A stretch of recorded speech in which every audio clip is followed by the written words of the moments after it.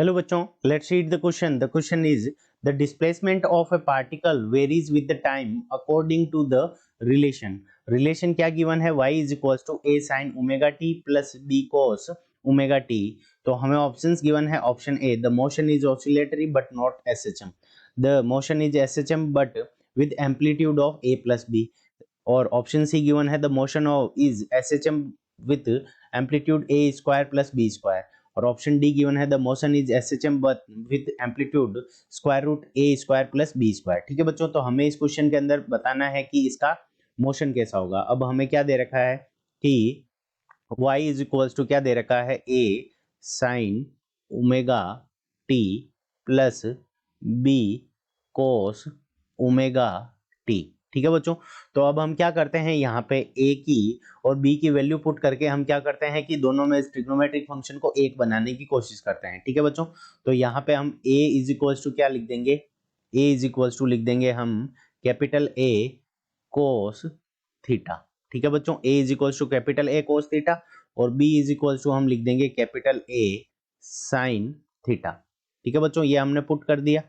तो अब देखो हमारे पास में y इज इक्वल्स टू क्या हो जाएगा, तो capital A cos theta sine omega T plus capital A sign theta cos omega T.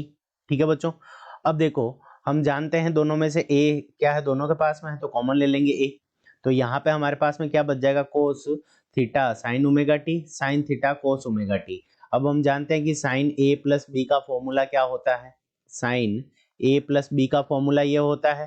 तो साइन A प्लस बी का फॉर्मूला होता है sine A cos B plus cos A sine B। ठीक है बच्चों, ये हमारा साइन A प्लस बी का फॉर्मूला हो गया, साइन B आएगा यहाँ पे, ये B।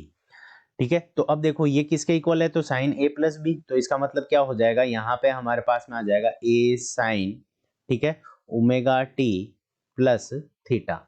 ठीक है बच्चों, तो ये हमारी क्या आ गई, ये इक्वेशन किसकी है, एसएचएम की है। तो सबसे पहले ये एसएचएम तो करेगा। अब हमें क्या निकालना है, एम्पलीट्यूड। तो एम्पलीट्यूड किसके इक्वल है, कैपिटल ए के इक्वल है। तो एम्पलीट्यूड कैपिटल ए के इक्वल है। अब हम जानते हैं, देखो यहाँ पे हमने a is equals to small a is equals to a cos theta और small b is equals to a sin theta निकाला है। तो यहाँ से sin थीटा और cos थीटा को क्या करना पड़ेगा, एलिमिनेट करना पड़ेगा।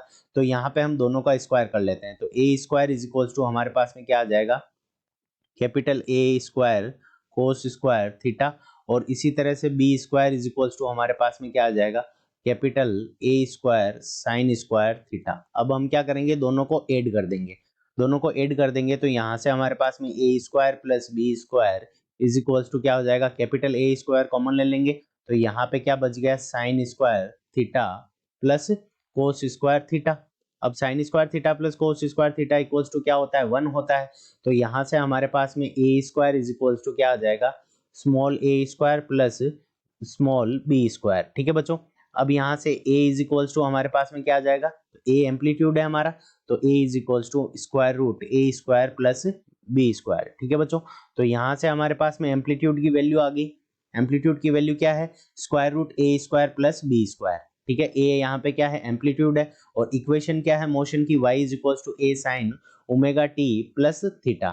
सो देखो ये एसएचएम कर रहा है और एम्पलीट्यूड आ गया हमारे पास में। अब हम ऑप्शंस देखते हैं, the motion is SHM and the amplitude is square root A square plus B square. So option D क्या हो जाएगा, करेक्ट हो जाएगा। यहाँ पे स्क्वायर रूट के अंदर नहीं है इसलिए ये गलत है, एम्पलीट्यूड ही यहाँ पे गलत है और यहाँ पे एसएचएम नहीं दे रखा तो इसलिए ये गलत है। सो option D is the correct answer of this question.